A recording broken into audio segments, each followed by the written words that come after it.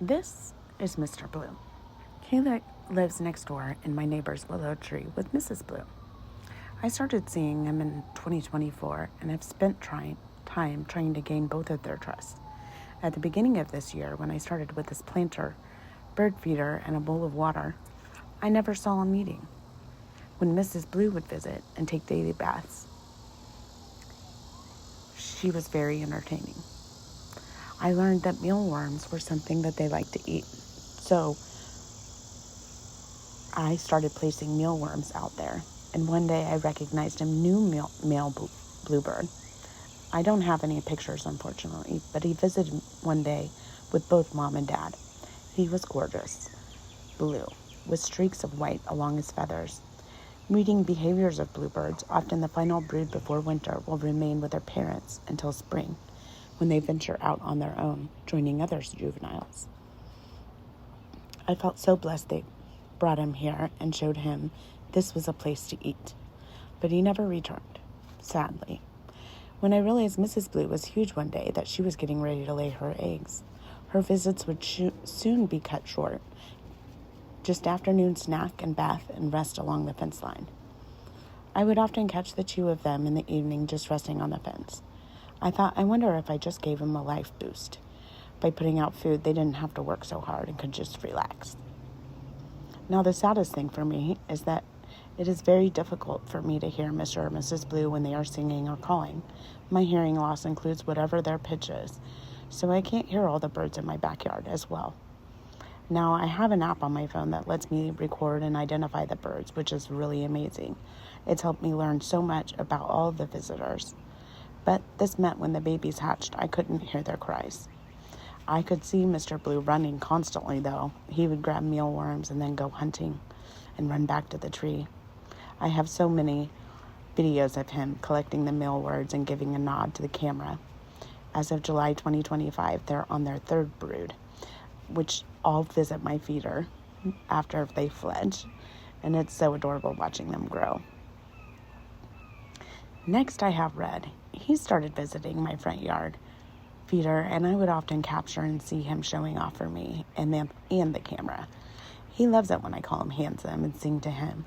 Once we started our interactions, I definitely noticed it was him visiting more frequently. When I transitioned to my backyard, he quickly followed as well. His favorite perch is in my neighbor's willow trees.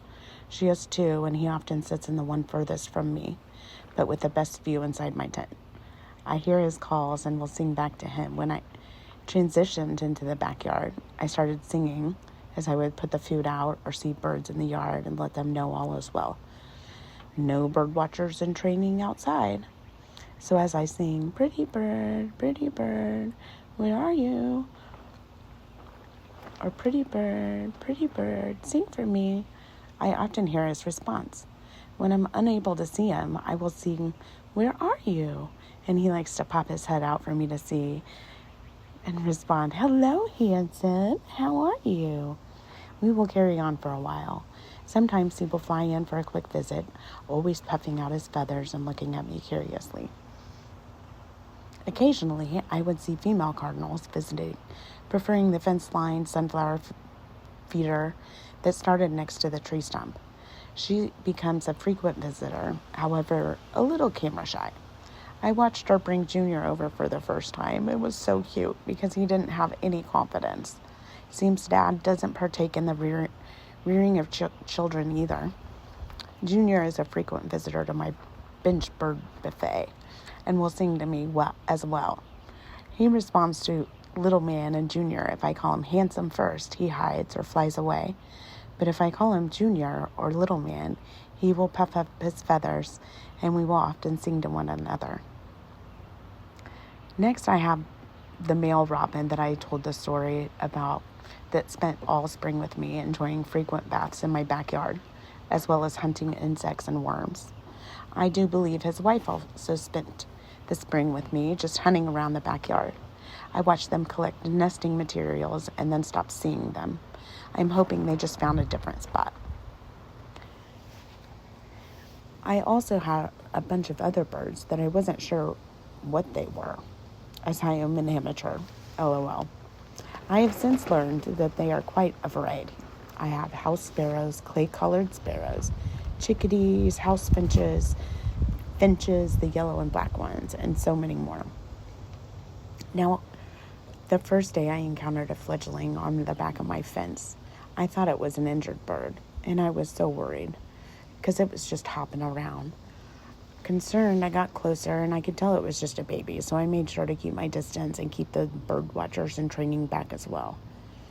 Now, my fence line has become a staging training ground for all those little sparrows to fledge safely and let mom and dad bring them food. I have also had both male and female cowbirds frequent my birders. An interesting fact is that they don't nest. They don't create a nest, but they will lay their eggs in other birds' nests. Now, the egg is much smaller than most other birds and don't require as long to incubate. So when they hatch early, they begin killing off the other babies and eggs. I've read that some birds are able to recognize the egg and will dispatch of it if it's discovered. I have been curious if they were successful this year or not. I haven't seen any fledglings. I did receive my first gift from a crow, I believe. One day I had a blue marble show up in the bird buffet area, and I'd seen it in the area the day before. I always feel special around my backyard when I sing to the birds and they respond. First thing in the morning, I put mealworms out and replace water, and while I'm doing this, I will sing, and I just love hearing them sing back to me. But now I get to watch them immediately swarm the area when I replenish.